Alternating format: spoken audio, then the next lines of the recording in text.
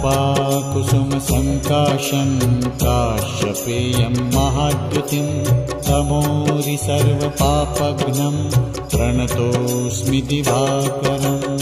ॐ ह्रां ह्रीं ह्रौं स्वः सूर्याय नमः। ॐ ह्रां ह्रीं ह्रौं स्वः सूर्याय नमः। जपाकुसुमसङ्काशं काश्यपेयं महाद्युतिं तमोरि सर्वपापघ्नं प्रणतोऽस्मि दिवाकरम्। ॐ ह्रां